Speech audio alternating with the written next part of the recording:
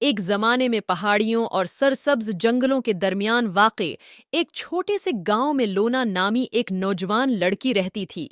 لونا اپنے لامحدود تخیل اور کہانی سنانے کے لیے اپنی محبت کے لیے جانا جاتا تھا۔ انہوں نے اپنے دن جنگل میں گھومتے ہوئے گزارے، رنگ برنگے پتھر اور گولے جمع کیے اور انہیں اپنے دوستوں اور کنبا کے لیے خوبصورت کہانیوں میں ڈھال دیا۔ لیکن لونا کے پاس ایک راز تھا۔ ہر رات اس کے پاس سب سے روشن خواب ہوتے تھے، وہ خواب جو دور دراز کے ممالک میں مہم جوئی کی طرح محسوس ہوتے تھے، اور ہر خواب میں ایک پراسرار شخصیت تھی، ایک ڈریم کیچر جس نے اسے ان حیرت انگیز علاقوں میں رہنمائی کی۔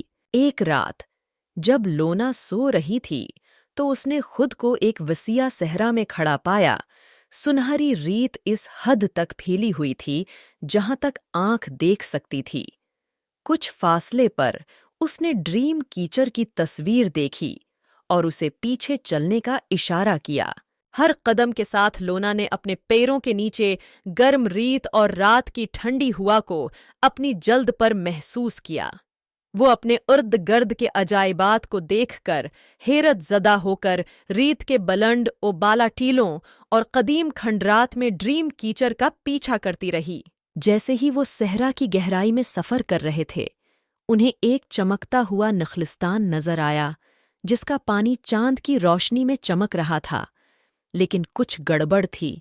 نخلستان خشک ہو رہا تھا اور کبھی سرسبز و شاداب پودے مرجھا رہے تھے۔ نخلستان کو بچانے کے عزم کے ساتھ لونا اور ڈریم کیچر خشک سالی کا منبع تلاش کرنے کی تلاش میں نکل پڑے۔ راستے میں انہیں افسانوی مخلوق کا سامنا کرنا پڑا اور سخت چیلنجوں کا سامنا کرنا پڑا، لیکن ہر رکاوٹ کے ساتھ وہ مضبوط اور زیادہ پر عزم ہوتے گئے۔ آخر کار کئی دنوں کی تلاش کے بعد انہوں نے ریت کے نیچے چھپی ایک تاریک غار دریافت کی۔ اندر انہیں ایک شیطانی روح ملی، سایہ اور افراتفری کی ایک مخلوق جو نخلستان سے زندگی کی طاقت کو نکال رہی تھی۔ بہادری اور چالاکی کے ساتھ لونا اور ڈریم کیچر نے روح کا مقابلہ کیا، کہانی سنانے کی طاقت کو اس کی گرفت کو کمزور کرنے کے لیے استعمال کیا۔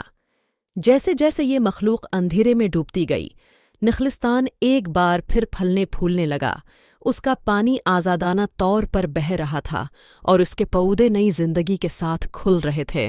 اپنے مشن کی تکمیل کے ساتھ لونا نے ڈریم کیچر کو الوداع کہا اور گھر واپس آ گئے، جو ان کی مہم جوئیوں کے لیے حیرت اور شکر گزاری سے بھرے ہوئے تھے۔